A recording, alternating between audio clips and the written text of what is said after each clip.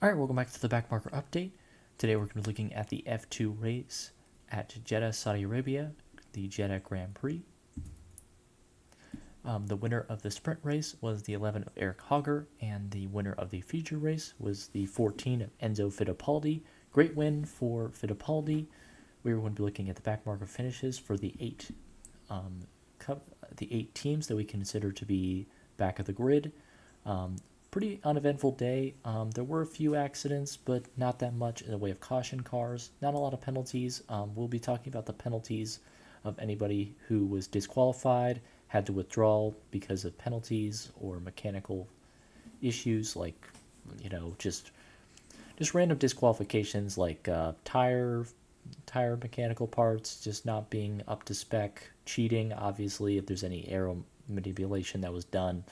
Team orders, stuff like that. If there's any penalties, we'll make a video on it as a follow-up. But no grid penalties, just a generic race that didn't have a lot of action, just a lot of strategy, good hard racing, and showcasing car performance and driver talent. All right, let's move on to our backmarker finishes. We'll start with High Tech, who had an up and down day. The 16 of Cordell for High Tech Racing started 21st, finished 5th, got a top 5 finish. Good job for Cordell, got almost a podium finish for a backmarker car. High Tech doing pretty well this year. With a top 5 finish, a gain of 16, shows that Cordell just really deserves another ride. I mean, this should show that he deserves a better ride next year, for sure. The 17 of Aaron started in the top 10, finished 11th, midday with a gain of -1. Still a pretty good day for Aaron. Didn't collect points, but was still able to keep up there and show that he still has potential to need a better ride next year.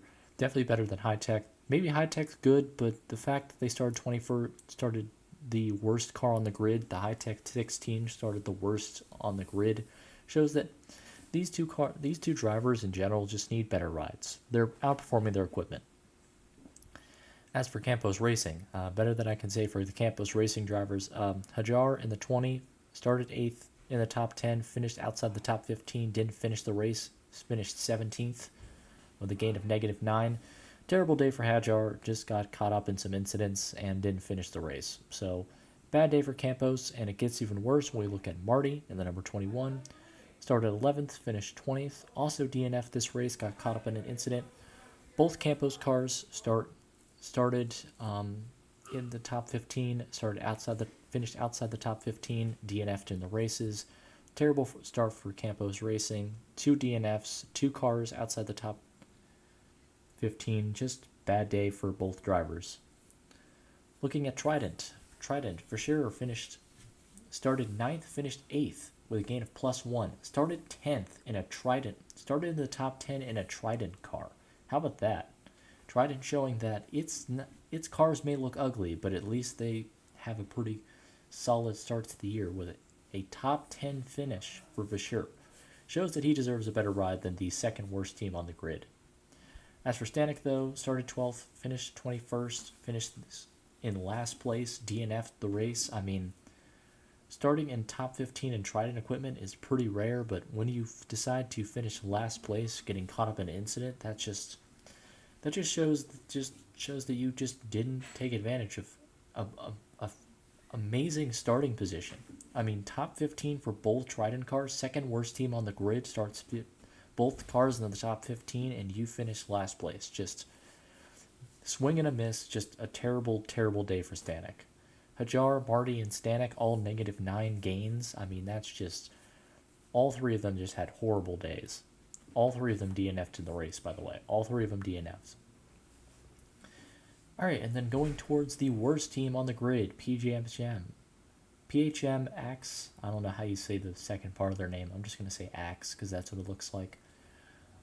Pretty good day for PJHM. Both cars finished the race. That's a step in the right direction. I mean, it's the worst team on the grid. What do you expect?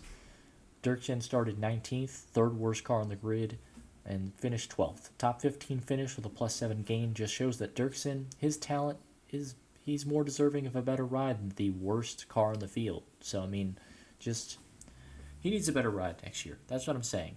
Him, Cordell, Aaron, Menard, even Marty had a terrible day, but as we'll see in the points, he's still in top 10, so he deserves a better ride. Vasher, Dirksen, Bernard, Aaron, Cordell, all deserving of better rides right now. And just like we said with Bernard, now that we're talking about him needing a better ride, start 18th, fourth worst on the grid, shows that the car is still complete garbage, as per usual with PHM, but finished 13th, top 15 finish for both PGSM cars, with a gain of +5. Bernard needs a better ride than the worst car on the grid, like the actual worst car on the grid. Like the 25 is garbage, but he still managed to get a +5 and a top 15 finish in it, so great job for him.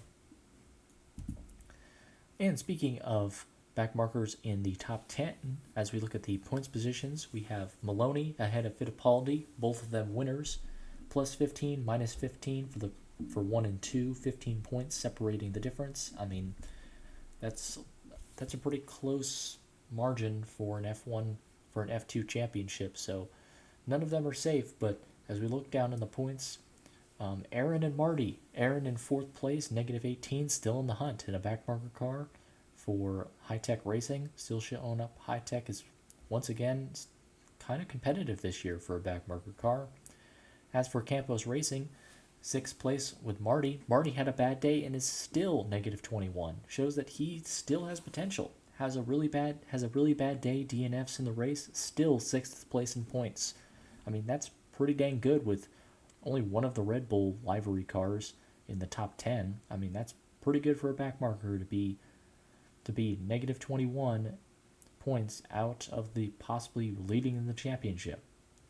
I mean, that's pretty good for 2 backmarkers. So 17 of Aaron, 21 of Marty. Both of them have pretty good potential so far, but we'll see how that stacks in the later half of the season.